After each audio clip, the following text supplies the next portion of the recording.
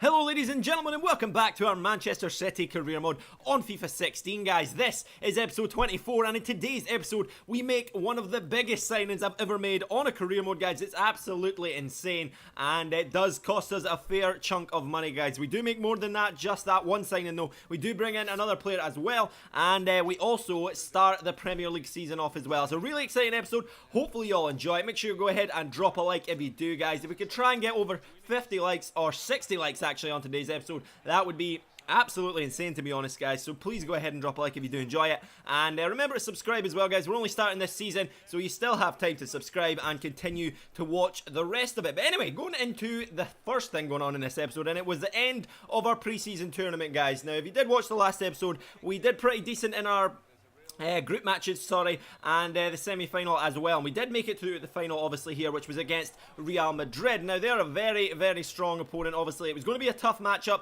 and I was really, really nervous going into it. But considering how well we played before, I actually kind of felt like we could get the result in this one and possibly get that extra. I think it's like another 3 or 4 million you get for winning the preseason tournament. And obviously, every single little bit of money, comes in handy. So I really was wanting to win it. But you can see here, we ended up going 1-0 down to Real Madrid. It was, I don't know, I mean, I don't really think my defender should be getting beaten in the air by James Rodriguez, to be fair. He's not exactly the biggest boy, and he's not exactly the best in the air as well, and I'm not even sure who it is marking him. I think it might be Denier or Derriere. I'm not sure how you pronounce his name, but, I mean, he's really got to be winning the header there against James Rodriguez, but either way, he ended up missing the header. It was a good header as well, to be fair. Don't think it would happen in real life, but on this game, I suppose anything's possible, but the game ended like that. It was an absolutely boring matchup there, guys. That was their only shot on goal, and it ended up going in the back of the net. So unfortunately we did end up losing the American Challenge Cup, and we missed out on that little bit extra prize money. Not that money's exactly an issue because we have like 120 million,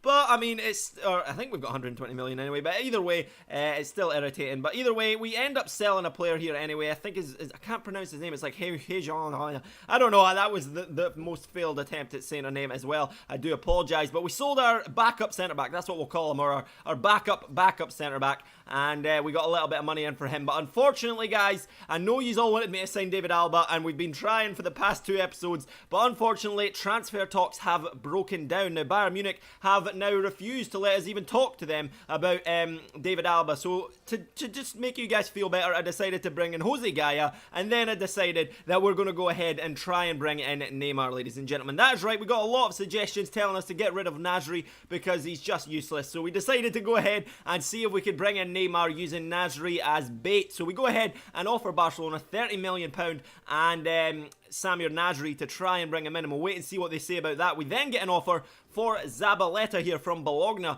and we ask for £14.5 million for him, and we'll see what they have to say about that. I don't think they will pay that much, but I thought it would be worth asking them just in case. But then we go into some training, and I'm pretty happy with the players that we've got doing training at the moment. They're all looking like young potential players here. Iheanacho, Unal, Carrillo, Tolisso and Denier there. All looking pretty decent, and they all look like they could grow quite a lot. So hopefully we can keep training them up, and they will become, maybe, I wouldn't say first team players, but they'll definitely make it onto the bench anyway. But either way, you can see Valencia came back at us for the offer we put in for Jose Gaya. We offered 10 million to start with. They said that they were not selling for that little amount of money. We then offered them 20 million, and we'll wait and see what they have to say about that. Barcelona came back saying that they did actually want Samir Nasri in the deal, but that they wanted like £56 million as well, which I thought was a bit steep. So I went straight back at them with £45 million and Samir Nasri, and hopefully that'll be enough to get the job done. We then have to reject an offer from Arsenal here for Rafael Varane. They came in for £31.5 million, but he is just too good, ladies and gentlemen,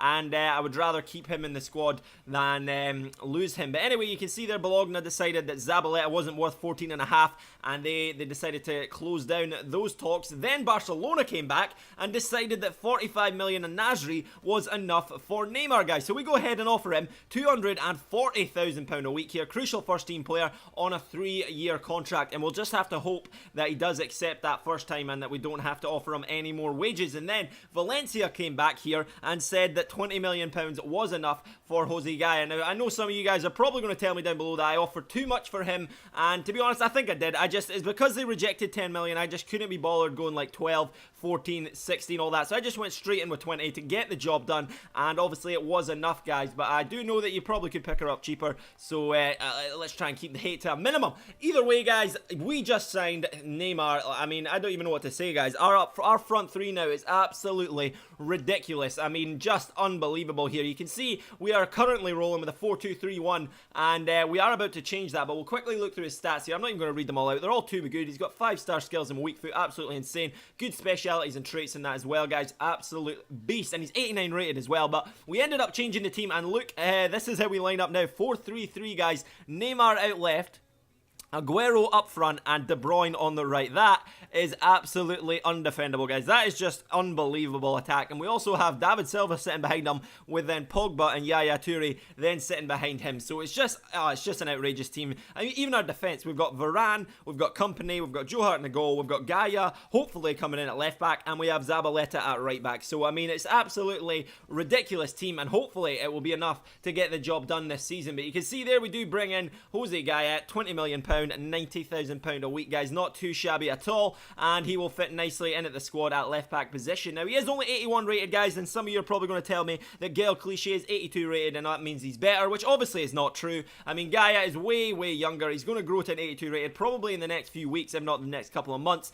so he will definitely be as good as Clichy, and he will definitely get better than him over the course of the season. So that is why we brought him in, guys. We're actually going to try and sell Clichy as well to get a little bit more money back into the club. But as you can see here, Juventus came in with £22 million bid for Nicolas Otamendi, and we counter-offered with £30 million because I don't actually rate him that much in this game, guys, and I would be happy to let him go for 30 million, which is exactly what Juventus offered. And you can see it does look like Otamendi is going to be on his way out. We also got an offer for Joe Hart in between that, but we ended up rejecting that because he is a very good goalkeeper. But there is our team, guys, for this next matchup, and it's De Bruyne out wide on the right, Neymar left, Aguero up top, Silva behind, Pogba and Toure there in the middle, Varane, Company, Zabaleta, Gaia, and Joe Hart, guys. What a team it is, and that is our full strength squad, and we're lining up with our full strength squad to go into the first matchup in the Barclays Premier League, and it happened to be against Swansea City here. It was a home game at the Etihad, and things got underway, as you can see, with Neymar getting a nice pass to him for his first touch in a Manchester City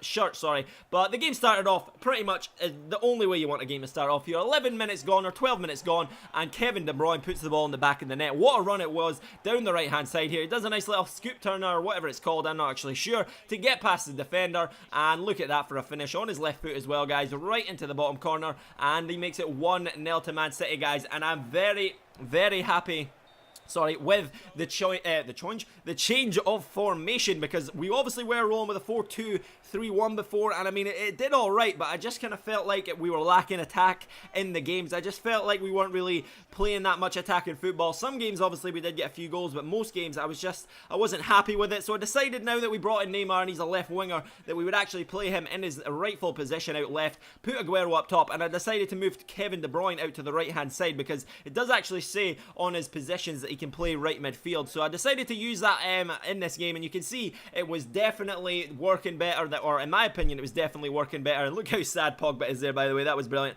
But yeah, it was definitely working out better than it was against Real Madrid. I know it's only Swansea, but you can just tell the way we're going forward that it was working a lot better. And what a better way to start off your career at Man City. I mean, Neymar there, just absolutely beautiful. A lovely run. Look at this, some nice skills here to get past his defender. Nearly falls over, manages to keep himself up, takes the shot on his right foot there. The goalkeeper doesn't even move. He literally stands still. Look at him, he just stares at the ball. He doesn't even know what's happened, and before he knows it, it's in the back of his net there, and we've made it 2-0 on the stroke of half time, and Swansea City now are just on the back foot. And in the second half, it was much more the same. I mean, this was Aguero here, finds David Silva, who tries to take the shot. I don't know what he was trying to do, to be honest. I tried to finesse shot it with his left foot, but for some reason he just aimed it with his right foot. I don't know why, and ended up hitting the post, unfortunately, so it did end up getting cleared away, and the chance was gone. But it wasn't going to be the last chance, as you can see. Look at this. What is De Bruyne doing there? I know it was a shot from Neymar, and that's probably why the player didn't realise and didn't try to connect with it on the end of it, but still, he should have been getting that one. But either way,